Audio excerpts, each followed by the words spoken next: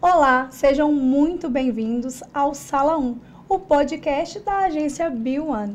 Eu sou Juliane Kessia e tenho o prazer de apresentar esse podcast que vai ser um arraso de informações. Então já aproveita, curte esse vídeo, se inscreva no canal, clica aí no sininho para não perder nada que acontece aqui. Hoje eu recebo ela, que é uma pessoa incrível, além de uma profissional excelente, Carla Lara. Seja muito bem-vinda. Ela é neuropsicopedagoga e vem trabalhando aí há muitos anos e a gente vai trazer muita informação para vocês aqui hoje, né, Carla? Prazer estar aqui, Ju. Obrigada pelo convite, né, primeiramente. Nós nos conhecemos há muito tempo, né, Ju? E conversar com você é sempre uma delícia. Estar aqui, então, é uma alegria, porque trazer informação... Eu acredito muito na informação, né? Você sabe disso. Eu gosto de passar informação para as pessoas. E quanto mais informação a gente tem, melhor proveito a gente tira de tudo, né? Então, seja mãe, seja professora, seja profissional, a gente está sempre ali ajudando. Né? E hoje eu estou aqui justamente para isso, para poder fazer essa parte, assim, trazer essa informação que você quer saber. Então, a Carla, além de ter toda uma experiência com escolas... Ela vem Foram aí... 17 anos pouca coisa, escola, né, Carla? Pouca coisa. E aí ela passou também pela aromaterapia, que está agregando aí em tudo isso, né, Carla? A gente sempre tem que agregar, né? Associar tudo o que é de melhor para poder oferecer, não só para as famílias, mas principalmente para as crianças. Você tem 2 filhos, eu tenho 3, né? Então a gente sabe que tudo que a gente quer de melhor é para eles. Então, conta um pouquinho. A Carla é casada com o Léo, uma mãe de 3, inclusive. Marina, o meu super beijo para você. Conta aí da família. Nossa, minha família é um pouco diferente, né? Em questão de idades, né? Tenho um filho bem pequeno, de 30 anos, outro menor ainda, de 25. Coisa pouca. Coisa pouca. Por isso que tá assim, linda, maravilhosa. Olha. E a Marina tem 10 anos de idade, né? Então, eu costumo dizer que eu vivi uma experiência muito interessante, né? Na educação do Bruno, na educação do Gabriel e da Marina. Porque são fases e que eu consegui acompanhar através não só da maternidade, mas da educação também, né? É amar educar, né? Porque ter 3 filhos em fases, assim, totalmente diferentes, é realmente amar educar. Porque é a parte mais difícil, Você sabe uma história interessante que eu conto? Que o Bruno, se a gente for acompanhar e trazer para a nossa realidade as vivências, né? O Bruno é da época do DVD, né? Então, quando a gente até entende o imediatismo de hoje, né? O Bruno era da época do DVD, então tinha que esperar rebobinar a fita, tinha que ir na locadora, escolher um DVD e levar para casa, né? Aí veio o Gabriel com na verdade, não. O Bruno é da fita. O Gabriel é do DVD, a gente já mistura todos os filhos, gente. Qual mãe que não troca o exatamente. Estou trocando a história dos filhos. Então, ele é da fita. Aí, o Gabriel também tinha que escolher o DVD, mas não tinha que rebobinar. Tava mais fácil. Então, a tecnologia já ajudou. Era melhor, né? Era mais rápida. A Marina não, ela vai lá, Netflix, YouTube, não sei assiste 20 vezes, escolhe o que ela quer. Então, a gente entende nessa evolução o que é a educação de hoje, né? Por isso que as mães enlouquecem. É muita informação para a gente lidar e processar com tudo isso, né? Então, assim, além das escolas, além da aromoterapia, ainda tem a clínica, né? A neuropsicopedagogia é um nome tipo trava-língua, né? Neuropsicopedagogia é muita coisa, né? Então, a gente consegue entender a pedagogia, a psicologia que tem envolvida na educação e também a neurologia, né? Então, o sistema nervoso central puxa dentro seu microfone de tudo um pouquinho aqui, ó. Chega um pouquinho mais próximo do microfone. Tá fácil. Então, a gente consegue compreender todos os fatores que vão gerar aprendizado, né? Então, o sistema nervoso central, ele tem ali os seus pormenores, né? Nós temos as funções executivas, nós temos a parte de processamento neurovisual, de auditivo, de motor, né? Então, tudo isso é muito importante. E fechando esse ciclo do nosso cérebro, do sistema nervoso central, nós temos o sistema límbico, que é o nosso amigo, né, do coração, né, que comanda as nossas emoções. E aí a gente consegue, através da aromaterapia, acessar o sistema límbico e consequentemente, todas as outras áreas, né? E assim, às vezes as pessoas não entendem qual a importância de uma avaliação neuropsicopedagógica. Falei que era trava-língua. Peraí. Respira, porque a fala. neuropsicopedagogia vai, mas a avaliação é neuropsicopedagoga? Pedagógica. Pedagógica? Ficou pior. Porque, então, vamos repetir aqui. Avaliação neuropsicopedagógica. E é interessante a gente até diferenciar da avaliação neuropsicológica. Né? Então, a avaliação neuropsicológica, vamos colocar primeiro para a gente conseguir fazer essa diferença.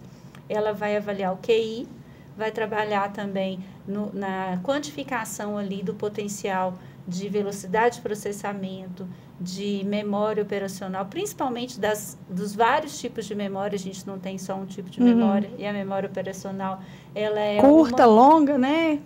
Tenho aprendido. Ela é uma memória muito eficiente ou não, né? Se ela está deficiente, a gente precisa cuidar. Na avaliação neuropsicológica, a gente vai ter todo o arcabouço ali cognitivo, né, emocional. É uma avaliação que vai pontuar como essa pessoa está no lado emocional também. Agora, a avaliação neuropsicopedagógica, ela já vem para o lado do aprendizado, né? Então, eu vou avaliar se tem um transtorno específico, né? Seja dislexia, descalculia, desortografia, né? E vou encaminhar sempre para a pessoa certa.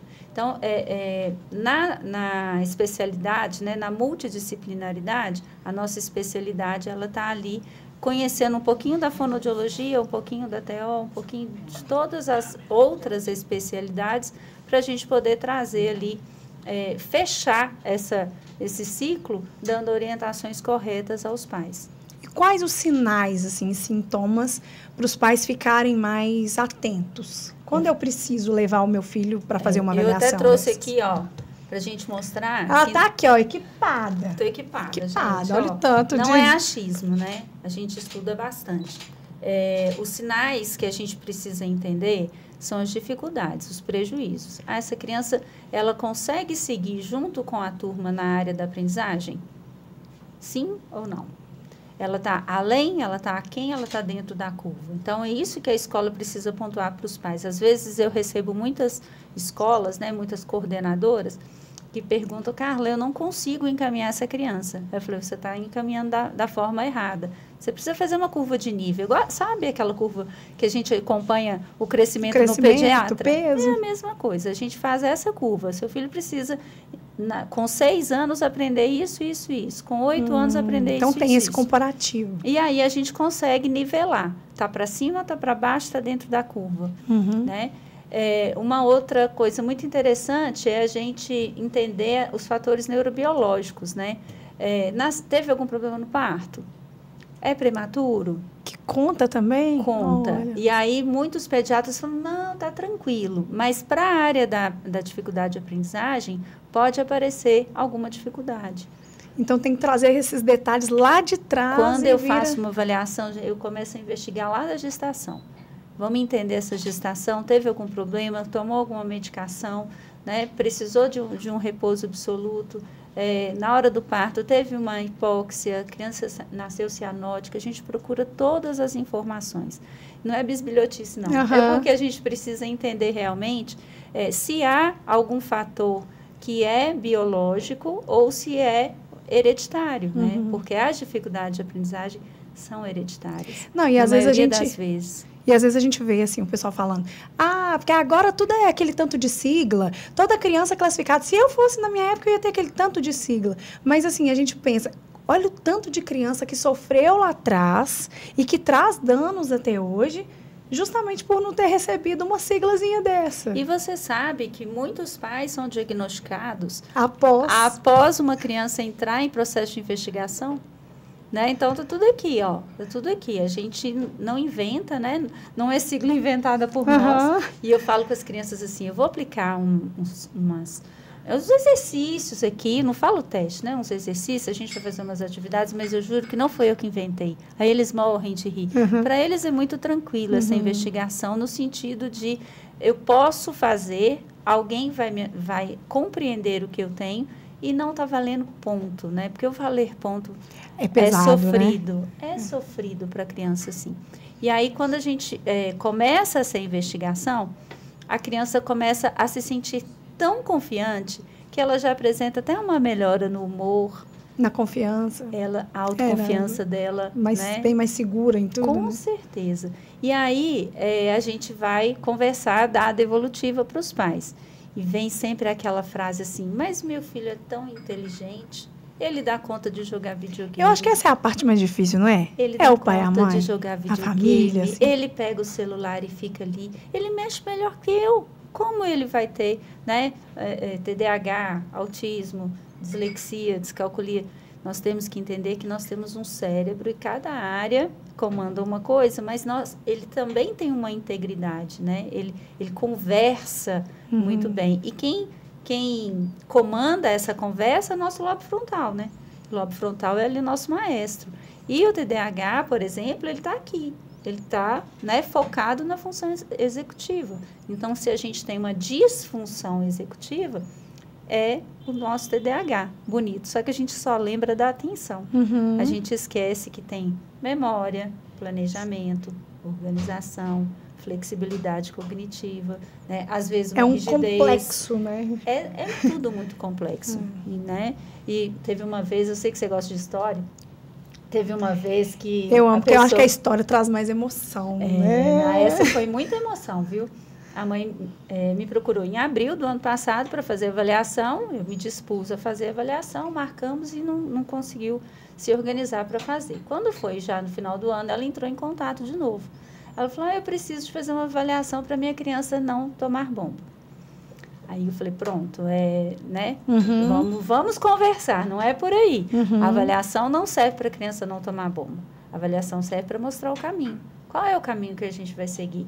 Vai precisar repetir? Então, ok. Então, se for preciso repetir, ela vai ter a oportunidade de aprender, né? A mesma coisa, mais um ano. Olha que ótimo. E aí, a mãe não compreendeu e tudo, mas ela falou para mim, não, sabe por quê? É porque eu estudei.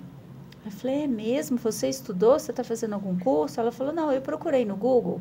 E ele me disse, tudo que está escrito lá, o meu filho não tem. Ótimo. Aí eu peguei, Doutor Google. Né, respirei fundo, usei um óleo essencial, né, para poder acalmar, para poder conseguir responder, e falei para ela, olha, nem sempre o que o Google mostra é o que a gente tem. Então, a gente precisa investigar. É uma investigação. Até porque cada indivíduo é individual, né? É um quebra-cabeça. Tem hora que tem hora que meu marido fala assim, por que você tá com a cara fechada? Eu falei, não, estou montando meu quebra-cabeça aqui. O que é isso? É pegar um relatório ali, para você escrever aquele relatório, você tem que estar com todos os dados encaixados e tem que encaixar muito direitinho. O que não encaixa direitinho, não dá para fechar diagnóstico. Precisa de mais investigação. Né? Então, às vezes, a nossa especialidade não é suficiente para isso, mas a gente precisa de ajuda. E por isso que a gente conversa com muitos profissionais. Não, e às vezes tinha muito disso antigamente também, assim, nossa, mas o pai, o tio, fulano, sempre teve umas coisinhas assim, gente, nunca morreu, tá tudo certo. Para de achar, de procurar problema. Procurar chifre em cabeça de cavalo, não é assim que falava? Pois é. E você escuta muito disso ainda. É a hereditariedade. E às vezes... E é justificável justamente isso, né? Justamente. Você sabe que... Aí você tem mais um dado ali que está comprovando. 1/3 dos casos são hereditários. Tem os casos que não são? Tem os casos que não são. Às vezes, há alguma complicação no parto, prematuridade extrema. Entendi. Por quê? A prematuridade extrema, a última parte do cérebro a se formar é o lobo frontal. Então prejudicou. Quando tem um prematuro extremo, geralmente ele vai ter uma disfunção executiva. E a disfunção executiva nada mais é do que o TDAH. O TDAH não é só desatenção. Não tem uma série de coisas, né? E quais são as mais comuns hoje, assim? O TDAH, a dislexia, né? A descalculia e o autismo. E qual... a gente sabe que tem tratamento e tem melhora significativa, né? Tem melhora significativa, principalmente se a família criar estratégias positivas. E a criança evolui muito, né? Muito. Porque, como é hereditário, muitas vezes a família não consegue criar estratégia. Uhum. Né? Ela não está dando, às vezes a mãe ou o pai não estão dando conta de si. Como é que eles vão doar para si alguma coisa nesse sentido? Uhum. E assim, acontece em crianças que nasceram depois do tempo? Pode ter algum... Eu não tenho dados para te falar isso. Uhum. Depois do tempo, geralmente, a criança vai... o médico tem aquela proporção de tempo, né? 40, 41 semanas, 42. Uhum. Geralmente, quando acontece depois do tempo, né? Passou 42, 43 semanas, tem alguma síndrome, alguma coisa relacionada. Uhum. Né? Mas não tenho dados para te falar com relação a isso. Tá.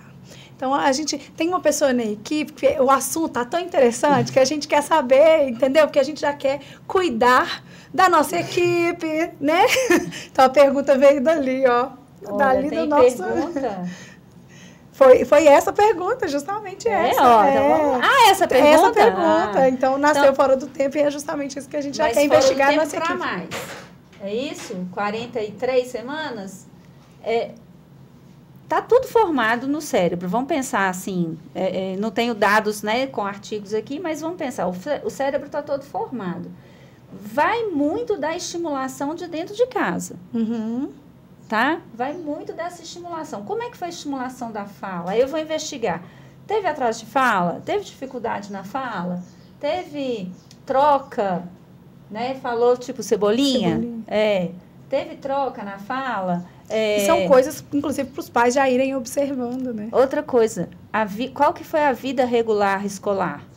Passou para a educação infantil? Passou pelo ensino fundamental 1? Né? Qual foi a oferta de escola para essa criança? Por exemplo, nós tivemos aí uma falha escolar na pandemia.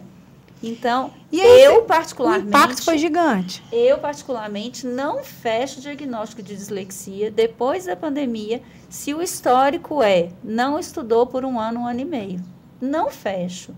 Por quê? Nós temos aí a questão da metodologia. E se eu não tenho constância, eu não tenho metodologia, eu posso ter uma dificuldade. Como que ele vai atingir o objetivo? Então, diagnóstico meu, pós-pandemia, eu sempre falo 6 a 10 meses de intervenção para tentar fazer ali uma reabilitação clínica para a gente poder verificar se é mesmo diagnóstico, porque esse negócio de sair rotulando todo mundo não dá. Uhum. Não dá. E quais os tratamentos mais eficazes no caso, na dificuldade de aprendizagem, para poder... Depende da dificuldade. Então, vamos entender. A dislexia, é possível fazer o tratamento com psicopedagoga, neuropsicopedagoga ou fonoaudióloga. Mas a fonoaudióloga tem que ser uma pessoa que conhece de alfabetização. Você sabia que fonoaudióloga também alfabetiza? Não. Pois é. Então, algumas alfabetizam porque elas têm um eu sei que elas têm dentro dessa área. A Clara, inclusive, já fez acompanhamento, Isso. Mas eu não sabia que tinha direcionado para alfabetização. Tem a fonoaudióloga que faz avaliação para dislexia. E elas são espetaculares. Tá? Legal. A gente tem a terapeuta ocupacional, por exemplo, se é uma criança hiperativa, a terapia ocupacional vai trazer para a gente vários ganhos. Se é aquela criança que vive assim, né? A terapia ocupacional vai trazer muitos ganhos para a gente. Né? E a sala da TO é fantástica, né? Até eu queria, parque, né? Até eu queria, mas ok. A psicologia, né? Principalmente na área do TCC, que é a terapia cognitivo-comportamental, para ensinar a criança o que é o comportamento. Eu falo, até hoje eu estava conversando com a mamãe e eu disse assim para ela, falei, olha, se a criança está aqui e está mexendo, e eu não digo para ela assim, olha, mexer vai te trazer um prejuízo, vai te dar desatenção. Isso daqui você não pode fazer. Se eu não digo isso para ela... Como é que ela vai saber? Ela nunca vai saber. Mas é porque meu filho tem dificuldade, mas... O que aconteceu na pandemia? Nós criamos vários homeschooling, né? E aí a gente deu para a criança o quê? Uma cadeira de rodinha, né? Muito legal. Olha que delícia. Sala equipada. Olha que delícia. Ele adora isso daqui. Né? Ele tem uma necessidade de movimento muito grande, até para poder equilibrar o pensamento dele, ele precisa se movimentar.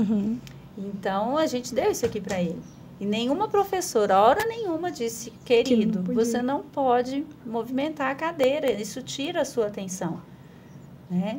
Ninguém falou, mas aí a terapia vinha e falava para a criança. Aí tem a diferença, né? Da criança que teve a intervenção e a criança que não teve. Você não pode falar isso para o meu filho, ele vai ficar muito chateado se você falar. Entendi. Ele contou para mim que ele ficou muito chateado. Então, isso não é intervenção. Se eu não puder dizer para ele o que ele tem que fazer de certo ou errado, não é intervenção. Então, as intervenções, elas têm que vir de acordo com o prejuízo que a criança tem. Né? Aí a gente tem um leque aí de profissionais maravilhosos para poder atender. Eu até digo para a mãe, me conta um pouquinho da sua queixa para eu saber se eu sou a profissional adequada para atender o seu filho. Porque tem isso também, né? Porque às vezes não é para mim. E se não é para mim, eu fico muito feliz em poder encaminhar. E hoje, assim, para a família, qual que é o papel importante da família? O que ela precisa fazer para ajudar nessas dificuldades da criança? Que é o diálogo principal. Né? Tem que conversar com o filho, tem que virar o celular de cabeça para baixo. Né? Agora é a hora de todo mundo conversar. Tem que conversar, tem que ativar a linguagem. Quanto mais a gente ativa a linguagem, maior fica o nosso QI. Então, se a gente lê muito, pessoas que leem muito têm, né, um QI elevado, por quê? Por causa da linguagem. Né? Cuidar da memória. E cuidar da memória significa dormir bem. Porque na hora que a gente dorme... Tomei essa. Ó, quando a gente dorme, a gente consolida tudo que a gente aprendeu. Vivo culpando a pandemia, tá? Para de pôr a culpa na pandemia. Aí eu falo assim, nossa, essa correria que eu tenho que colocar tudo em ordem, porque eu não tô dormindo. Aí eu falo, não, desde a pandemia eu tive Covid, e aí eu não lembro das coisas. Sei. Mas tô dormindo 3, 4 horas por noite. Né? Então, dormir, a memória está ligada ao dormir bem. Né? Então, quando eu pergunto para a mãe, como seu filho dorme? Não, ele deita e apaga. Ele acorda na mesma posição que ele dormiu? Não, ele acorda de cabeça para baixo. Então, ele não dormiu bem. Ele dormiu bem, muito agitado. Aí, ele acorda, às vezes, de mau humor ou já pilhado, né? E aí, no 220, a gente precisa igual cuidar. A gente brinca, né? A gente precisa cuidar desse dormir por causa da memória. A memória de longo prazo, ela é consolidada durante a noite. E durante o dia, a memória operacional. É essa que está fazendo a gente conversar, a gente lembrar de casos, voltar ao assunto. Essa é a memória operacional. E muitos professores não conhecem a memória operacional. Porque não é da área deles. Não porque eles têm culpa de alguma coisa, é porque não é da área deles. Né? Além de tudo isso, qualquer observação que a mãe tenha, conversa com o pediatra. Eu sempre uso o pediatra, eu acredito muito nos pediatras. E fica tão mais leve depois ainda. Que você tem um diagnóstico. E assim, o pediatra vai saber orientar. Carla, o pediatra não orientou, falou que está tudo normal, procura outro pediatra. Né? E de tudo não deu certo, marca uma mentoria de mães comigo que eu vou fazer pelo menos a primeira orientação e o encaminhamento. Esse é o papel da mentoria de mães. Não é ensinar nenhuma mãe a ser mãe, não. Porque eu falei até essa semana no meu Instagram, cada mãe é o seu jeito de ser mãe. Mas a dificuldade de aprendizagem, ela gera uma regulação emocional deficitária, né? A criança fica muito frágil, a mãe fica muito frágil. É desgastante tanto para a mãe quanto para a criança. Né? Demais, para a família. Eu vou falar que alguns pais também, porque estão aparecendo muitos pais no consultório. As mães falam, Carla, você não faz mentoria de pais? Eu só não pus esse nome ainda, mas faço. Inclusive, fala o seu Instagram aí para o pessoal te acompanhar. É fácil, né? É só procurar mentora de mães. carlalara.mentora de mães.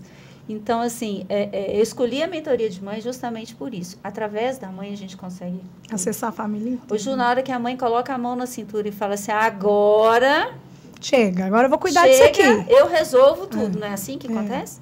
E aí, tudo se resolve. Então, eu escolhi a mentoria de mãe justamente nesse processo, né? De entender quem é que manda naquele processo todo. Quem é que vai ter força e voz para poder dizer assim, isso vai mudar. É a mãe. E muitas vezes ela está tão desgastada que ela não consegue seguir em frente. E às vezes tão apontada, tão julgada por aquele comportamento que ela acha que a culpa é dela. E às vezes a criança tem uma dificuldade ali e ela está se sentindo culpada que ela não educou direito, que ela não fez direito. E tudo cai em cima da mãe.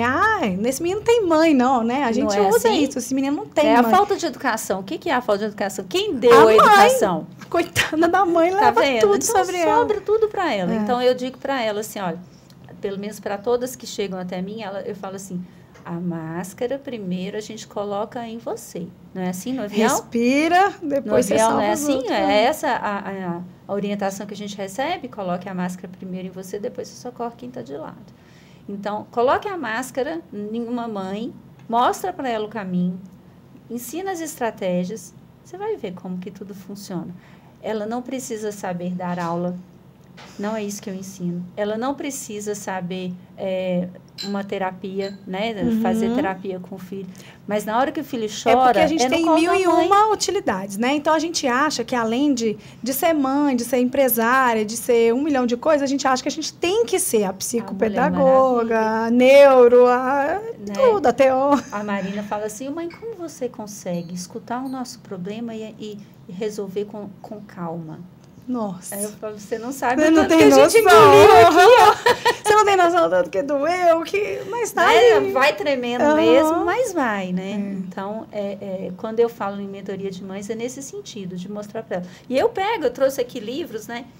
Eu falei que eu ia mostrar. Eu trouxe o livro porque eu falo, mãe, vem aqui, vou te ensinar como é que você vai ler pro seu filho. Isso eu já fiz com você muitas vezes, né, Ju? Eu vou te ensinar como que você vai ler para o seu filho e vai servir de exemplo para ele.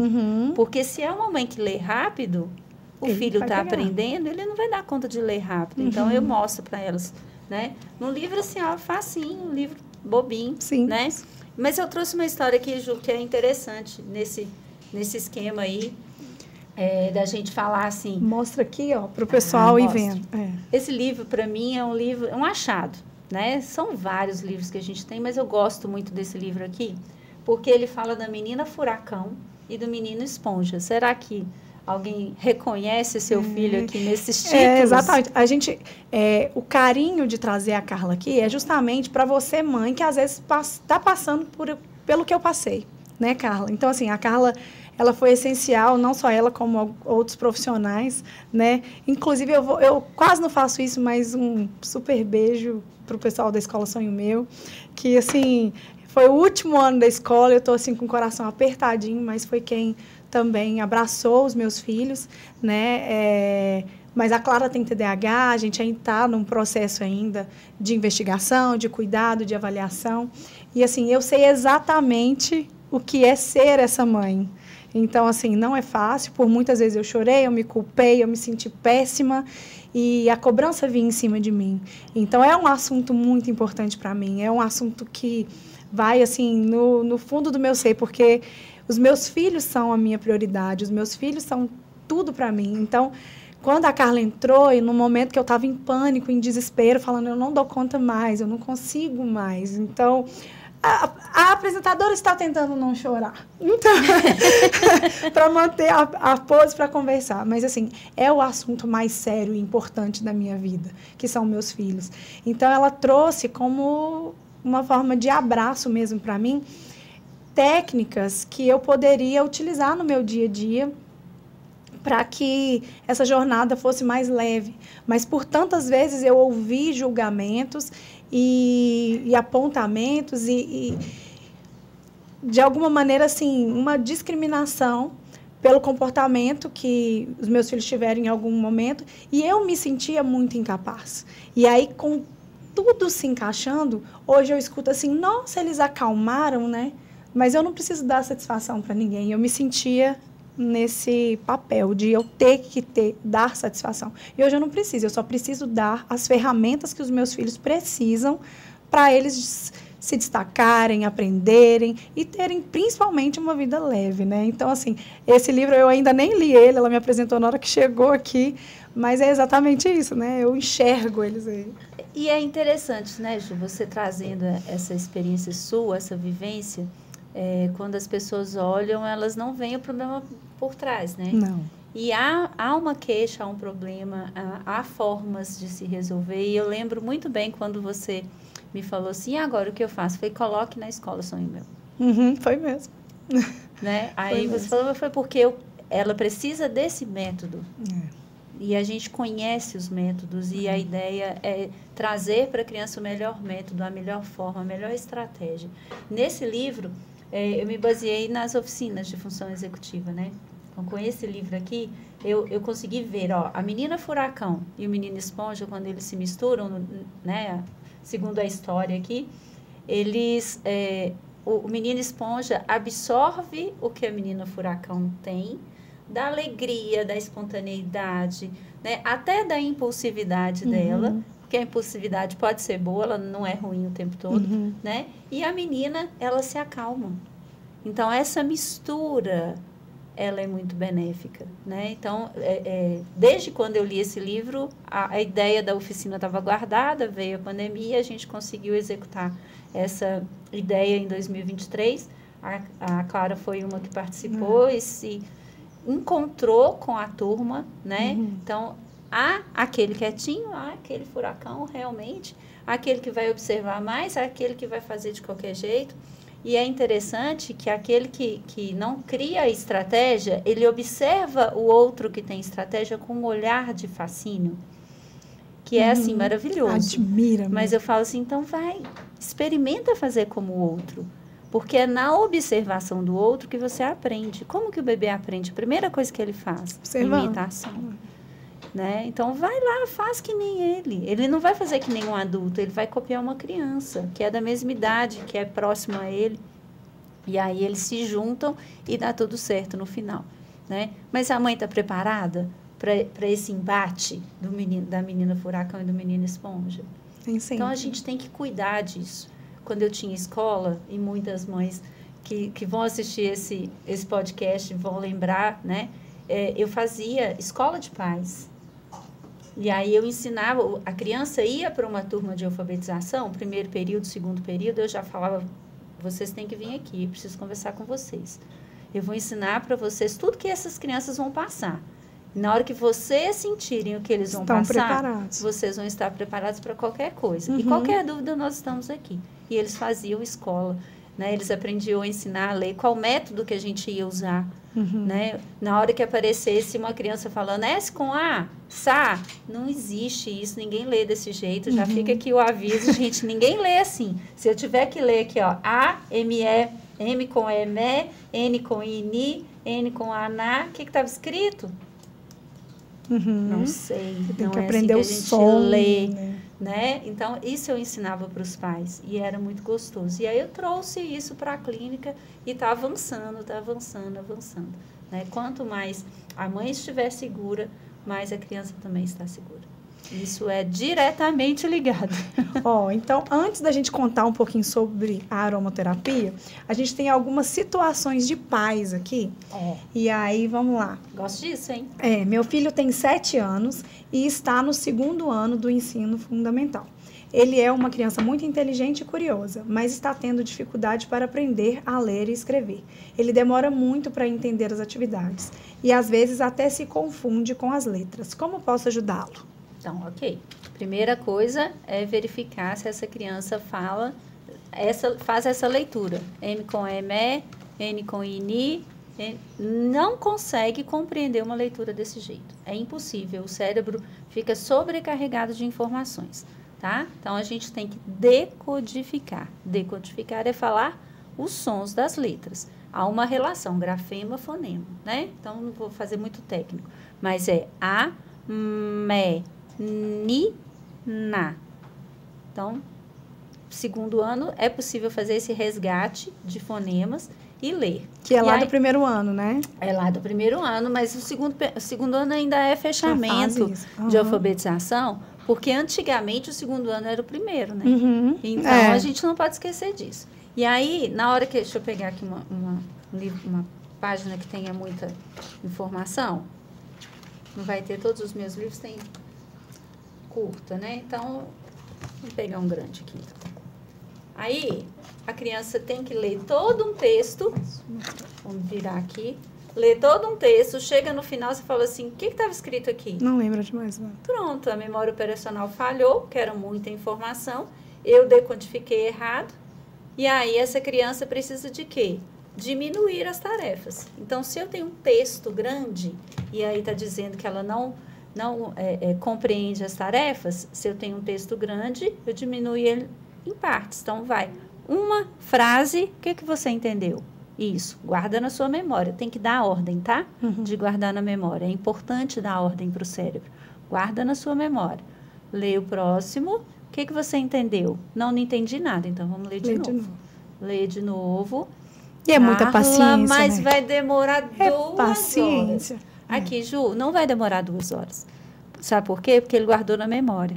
E aí, demoraria 2 horas se ele lesse tudo, não entendesse nada, você vai começar a gritar, a brigar, porque você já ficou nervosa. Como assim? Você não entendeu? Começa do zero. Que absurdo! Era fácil, olha aqui, tá escrito isso, e se você aprende da maneira certa e ajuda da maneira certa, fica leve para os dois. Vai ficando mais fácil. E aí você vai mostrando para ele que é assim.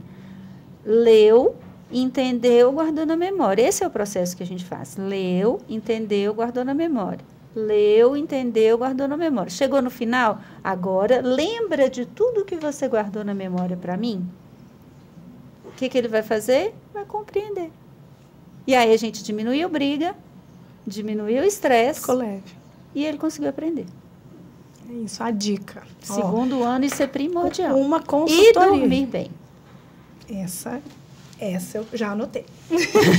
Minha filha tem 12 anos e está no 6º ano do ensino fundamental. Ela sempre foi uma boa aluna, com muitas notas altas, mas nos últimos meses ela está tendo dificuldade para aprender os conteúdos da escola. Ela está se desmotivando e até mesmo está ficando com medo de ir para a escola. Como posso ajudá-la? Ah, olha que informação importante. Ela sempre teve notas boas. O que o DSM fala pra gente? Se eu tenho um problema, ele é desde sempre. Então, se o problema apareceu agora, aí tem que procurar uma psicóloga. Porque pode ser um problema emocional. Tá? Ou então, investigar as formas de estudo. Como ela, 12 anos? 12. Como ela é uma criança que já está entrando na pré-adolescência, tem a questão hormonal então pode também. estar também com estratégias erradas de estudo. Eu sei estudar. Eu sei estudar. Pode deixar, mãe, que eu estudo sozinho. E estudar é um verbo bem amplo, né? Juliane, vai estudar. Tá. Começa por onde, né? Tipo, vou fazer de que maneira? Isso mesmo. Vou assistir televisão, estou estudando. Tá? Então, com 12 anos, a gente vai olhar essa questão emocional, mas vai também olhar essa estratégia. Como que estão as estratégias? Essa criança consegue fazer um resumo? Ela faz só leitura, mas se ela tem dificuldade de ler e faz só leitura, ela não vai aprender, né? Uma vez eu recebi uma criança nessa idade com uma avaliação neuropsicológica mostrando que a memória auditiva dessa criança era muito boa e a memória visual era muito ruim.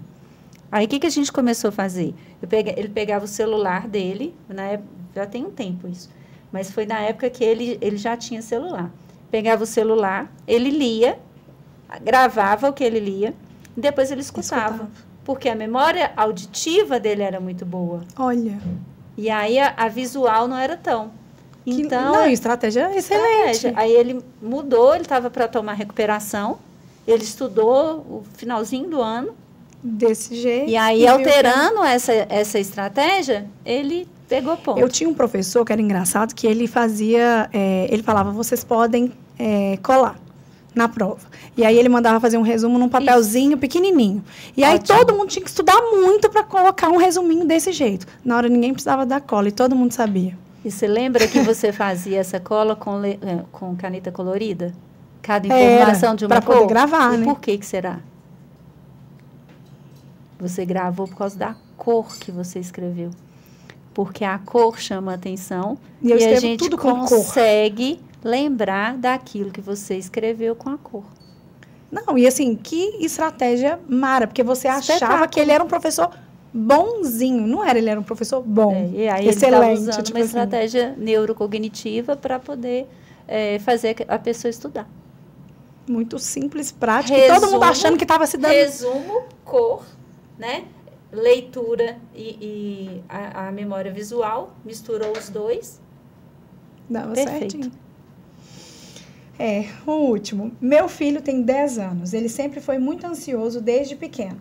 Mas nos últimos anos, ele está tendo dificuldade para se concentrar em todo tipo de tarefa. Ele fica se distraindo com facilidade. E às vezes até mesmo dorme com muita frequência. Como posso ajudá-lo? Está dormindo bastante. Então, ansiedade, prejuízo, aí a gente tem um prejuízo emocional. E ele está dormindo. Eu orientaria fazer um check-up com o pediatra, né? Verificar vitaminas. Às vezes vitamina, Tem sempre que pensar em todos os lados, tá? Não adianta pensar que é só um transtorno. Toda criança tem um transtorno. Não dá para pensar assim. Então, um check-up aí das vitaminas, para entender como é que está. Oftalmologista, verificar se está com a questão, né? Oftalmológica certinha, se precisa de usar óculos, porque o cansaço visual, ele traz sono.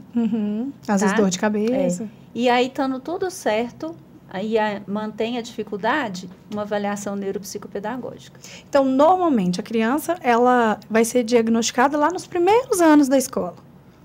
Ou na infância mesmo, pequenininho, porque já tem sinais mais intensos. O TDAH, a gente faz diagnóstico acima de 8 anos.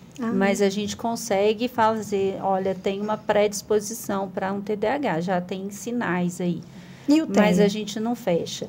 O autismo, você consegue fazer diagnóstico já bebê. E quanto mais cedo? Quanto mais cedo, melhor. Quanto mais cedo começar as intervenções, melhor. Agora, há diagnósticos diferenciais, né? O que é um diagnóstico diferencial? Quando foge àquela característica comum. Então, nós temos um quadro de características e, às vezes, a característica comum, ela está ali diferenciada, às vezes, até pelo gênero. Então, por exemplo, numa menina, o autismo aparece de formas diferentes, né? Eu não sou especialista em autismo, eu sou especialista em dificuldade de aprendizagem. Então, eu prefiro passar essa informação para neurologista, e aí a neuropediatra, neurologista, e aí ela, com a experiência dela, vai entender o diagnóstico. E aí veio a aromaterapia para poder associar, né? Fazer complementar dar um plus nessa situação. Aí conta um pouquinho. A aromaterapia pode contar a minha história também? Pode. Inclusive, eu preciso dela. Porque a aromaterapia, ela veio por causa da minha história. Exatamente. Ela não veio sozinha. É a parte importante. Né? Então... Porque quem olha, não vê só a fortaleza, mas não sabe tudo que já passou. Na verdade, eu acho que a gente tem que sempre procurar o lado bom da história, né? Então, eu tenho um diagnóstico, né? Abaixo, que a Marina tá ali. Verdade. Depois eles vão escrever aqui para você, tá? Essa parte. Não, tá não? Obrigada. Então, já me falaram que ela não tá ali, Marina não sabe, né? Eu tenho leucemia mieloide crônica. Eu descobri a leucemia em 2018, já trabalhava na área clínica, não tinha mais a escola, né? E novembro de 2018. E com o tratamento, eu descobri que muitas coisas eu não podia, né? Então, eu não podia tomar remédio para dor com tanta facilidade, era só paracetamol, eu não podia mais tomar anti-inflamatório. Então, tudo começou a ficar difícil, né? Uma dor de garganta era mais difícil de cuidar, né? Aí apareceram muitos chás. Meu avô paterno, ele tem inclusive um livro, ele trabalhava junto com o Dr. Alcides Braz. Então, eles tinham esse negócio de procurar ervas. Então, acho que veio muito, né, da minha família, minha mãe, meu pai também cuidavam da gente muito com chás. Então, eu sempre tomei chá. Pouco estudiosa, pouco curiosa? Voltei a usar o chás. E aí, rinite, enxaqueca, eu sempre tive. Não tem jeito da gente deixar de ter, né? E agora, como é que cuida? E aí, sempre chegava no corticoide. E era aí que detonava passava mal o corticoide. Eu cheguei a pesar 75 quilos. E, assim, com uma mobilidade muito complicada, né? Porque as dobras começam a inchar, né? Você anda, você cansa. Tentava fazer ginástica, mas eram 2 minutos de ginástica, já estava cansada. Então, eu tinha que dar um jeito, né? E aí veio a pandemia E com a pandemia eu falava, vamos modificar tudo. Aí eu fiz online, né? Faço online muito né? bem, né? Consigo todas as ferramentas para o online, mas eu precisava me cuidar. E aí o home office veio, uma hora muito boa para mim, né? E nesse home office, o dia que eu estava cansada, eu deitava. E eu falava, gente, não pode. Aí alguém falou assim, usa óleo essencial. E eu achava que óleo essencial eram todos iguais. Uhum. E cada hora eu comprava de uma marca. E aí eu punha na mão, cheirava, né? E aí eu comecei a estudar os óleos. E aí eu descobri, olha, primeiro, estou usando o difusor errado, estou usando um difusor que aquece e estou perdendo as propriedades do óleo. Segundo, nem todo óleo eu consigo o efeito que eu preciso. Então, eu comecei a estudar qual que tinha, qual que não tinha. E até que eu experimentei um, que era o óleo da doTERRA. E eu falei, peraí, eu estou ensinando errado para as mães. E você já estava incluindo ali na rotina de tratamentos. Eu já colocava na mentoria. Falei, mãe, usa para eles dormirem, porque se dormir melhora a memória. Já então, me ajuda usa, aqui, que né? aí a memória melhora. Já me dá um plus. E não estava melhorando. Né? Então, eu precisava de mais e não estava melhorando. As enxaquecas estavam assim, todos os dias. Aí, eu fui fazer uma pesquisa maior, entendi um pouco mais sobre os óleos do Terra e falei, então tá. Então, se os óleos do Terra podem me trazer o benefício, vamos procurar. Eu comecei a usar. As enxaquecas começaram a melhorar. As rinites, né? Eu não precisava mais... deixar o meu otorrino louco, porque eu deixava ele louco, Não tinha remédio. Não tinha medicação. Tinha que tratar. E ele falava, e agora eu vou te dar qual medicação? Né? Já vou chegar no corticoide logo de uma vez. E aí, eu comecei a usar o óleo, né? Tomar o óleo todos os dias. Eu emagreci 10 quilos de inchaço. Tirou todo o inchaço. Do corticoide, né? Do corticoide, do remédio, porque eu tomo químio todos os dias, né? E aí... tomar químio todo dia significa o cabelo ficar diferente, a pele, a boca ressecada. Isso é da químio, não tem jeito de eu tirar. E antes tinha ficado, né? E eu prefiro ser amiga dela. Eu não preciso brigar com ela. Eu tenho que conviver com ela a vida toda, né? E eu vejo muito assim, o lado positivo da coisa. Eu acho que ela me ensinou muita coisa. E aí... a aromaterapia veio e eu falei, eu posso ajudar as pessoas através da aromaterapia, assim como eu fiz com o meu corpo. Né? Então, hoje eu emagreci 10 quilos, eu consigo um resultado melhor. Na hora de escrever o relatório, eu demorava a escrever o relatório, cansava, eu tinha que parar um pouquinho. Agora não, flui numa naturalidade muito maior, né? Eu entendo o meu diagnóstico de uma outra forma, entendo até estratégias. Por exemplo, eu sabia que ia ter um ar-condicionado aqui.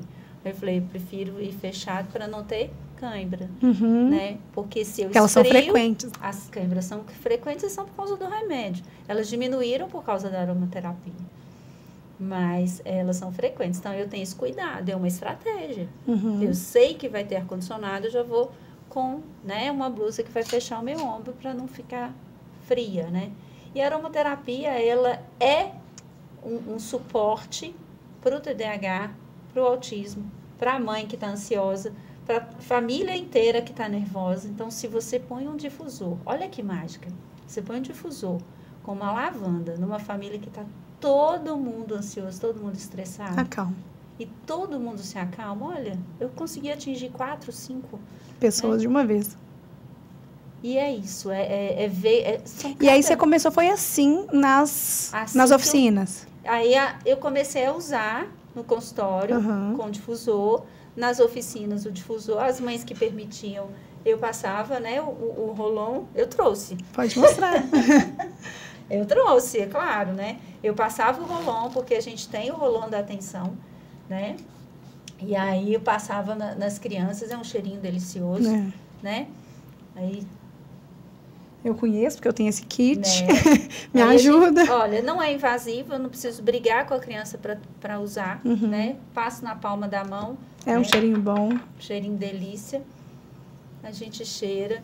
E muitas vezes a pessoa vai cheirar e fala, ai, nossa, que cheiro bom, né? Gente, relaxa nesse momento. Se dê o direito de relaxar, né?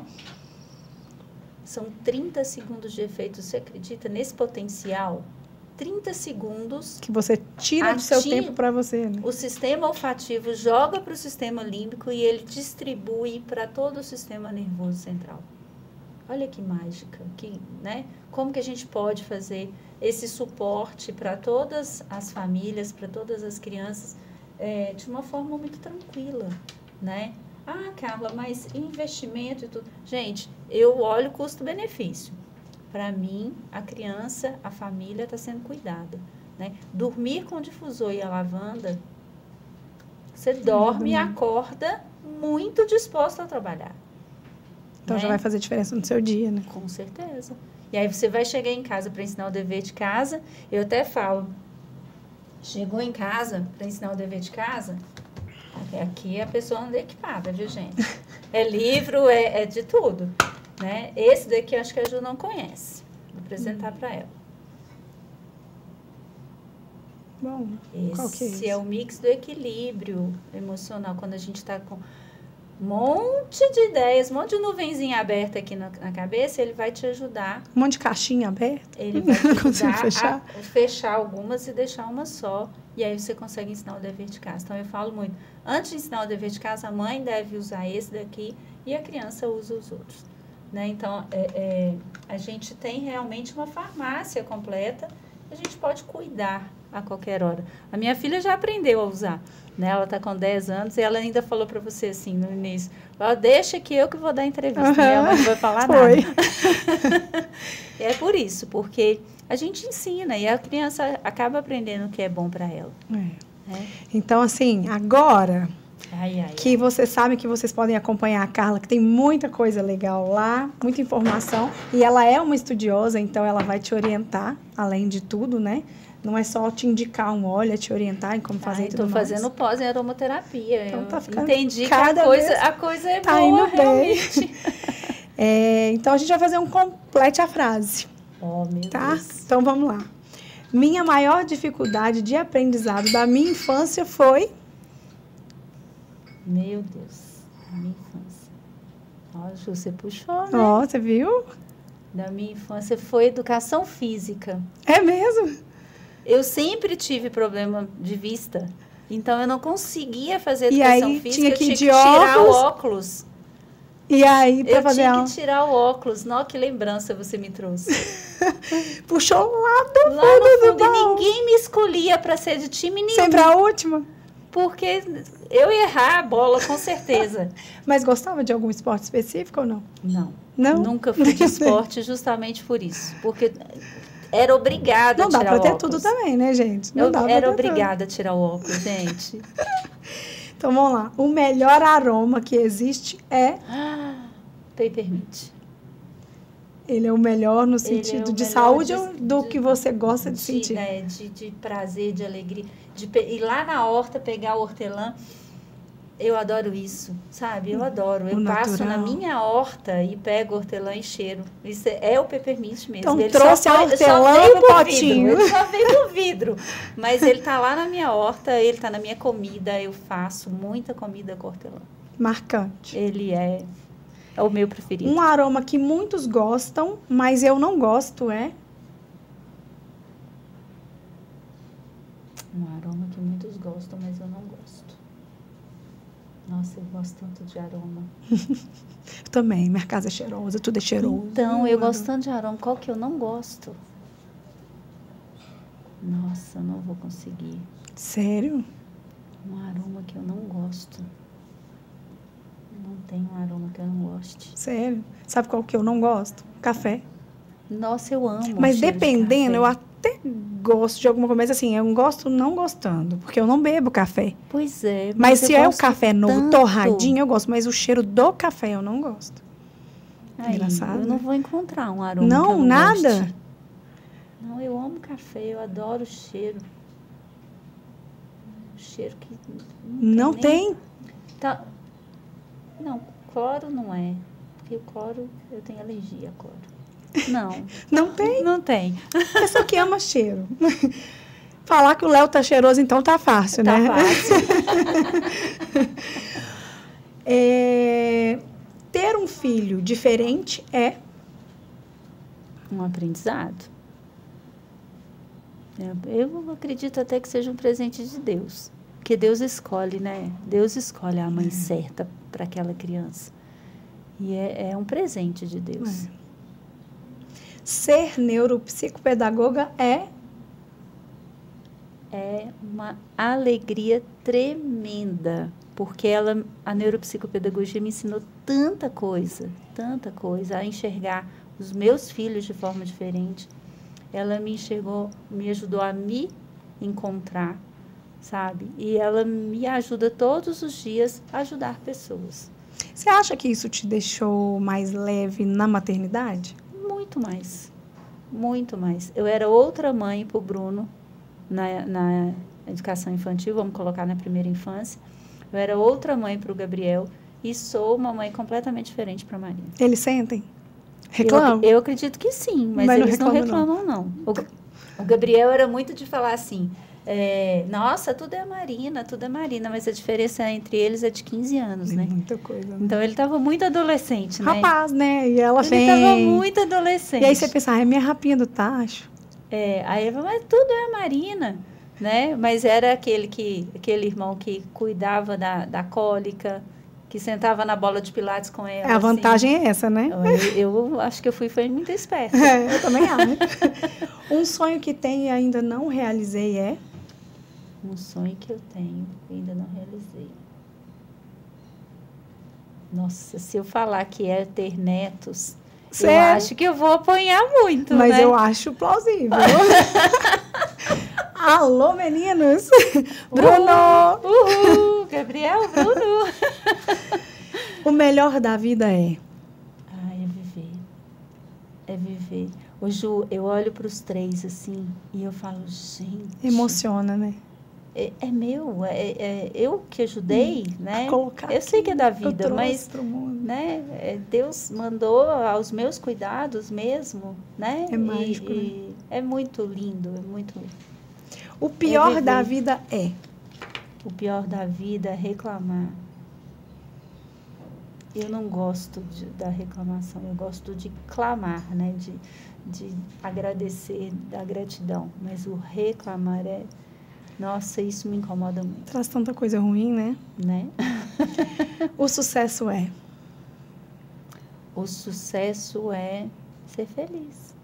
Se a gente estiver bem com a gente mesma, a gente tem sucesso sempre, né?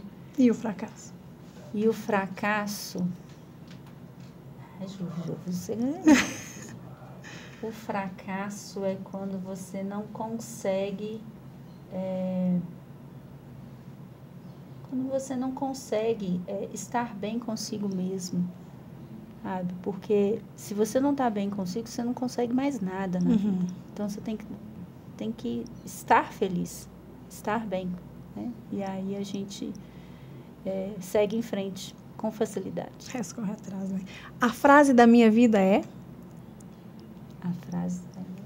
Eu acho que eu não tenho uma frase minha, né? Assim, mas... ser mãe é especial para mim. Eu falo, a minha parte melhor do currículo é ser mãe. E aqui te traz mais experiências. Nossa, né? E eles... Mais bagagem. Olha, não olhem, né? Não é propaganda, mas eles são lindos demais. As noras que me perdoem, mas eles são lindos demais. Aí, já vamos te pegar depois. Mas aí vai ter genro sogra, também, gente. Mas sogra é para essas coisas, né? Então, foi um grande prazer. O nosso bate-papo tá chegando ao fim. E, assim, foi uma honra receber você aqui, receber a Carla aqui, essa profissional, essa mãe, essa pessoa incrível, iluminada. E que eu tenho um grande prazer de ter na minha vida e na construção da vida dos meus filhos também, né? Principalmente da Clarinha.